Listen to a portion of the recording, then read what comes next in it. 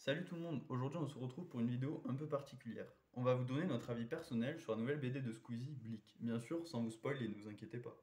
Tout d'abord, on va parler des points positifs de la BD, de ce qui nous a marqué, et ensuite on verra les aspects un peu plus négatifs que l'on a pu observer durant notre lecture. Tout d'abord, il faut savoir que ce livre contient 3 histoires fictives d'environ 25 pages chacune. Le style du dessinateur m'a vraiment plu et j'ai trouvé les planches de la BD vraiment réussies. De plus, les histoires en elles-mêmes sont agréables à lire et vous captivent lorsque vous les lisez grâce aux très belles illustrations. J'ai également beaucoup aimé la qualité du papier utilisé, et l'album lui-même est très beau.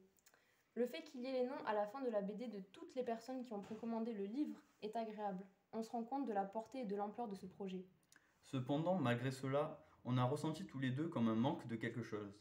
Déjà, la BD se finit très rapidement. En à peine une demi-heure, on a fait le tour. Et puis, j'ai eu l'impression qu'en voulant mettre 3 histoires, cela a limité les intrigues et cela a accéléré le rythme, mais dans le mauvais sens. D'après moi, les intrigues de chaque histoire sont très bonnes, seulement ils ne sont pas allés assez loin dans le développement de celle-ci. Les fins nous laissent un peu sur notre faim.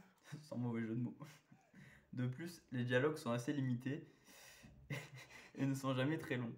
Cela peut plaire, mais personnellement, je préfère avoir des dialogues plus consistants. Ensuite, ce livre est agréable à lire, mais il ne fait pas vraiment peur par rapport aux frais d'horreur par exemple.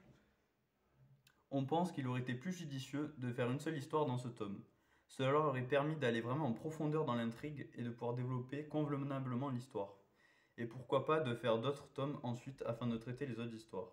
Néanmoins, Blick nous a dans l'ensemble convaincus grâce notamment à une qualité et à des dessins soignés. Pour un premier tome, c'est pas mal du tout. On félicite Squeezie et toute son équipe qui ont fourni un travail de qualité, il faut le dire. On met donc une note d'ensemble de 14 pour 20 pour ce premier tome, en espérant que d'autres tomes sortent dans les années à venir. J'espère que cette vidéo vous aura plu. Si c'est le cas, en tout cas, n'hésitez pas à liker et à vous abonner. Et à bientôt pour un prochain épisode. Ciao!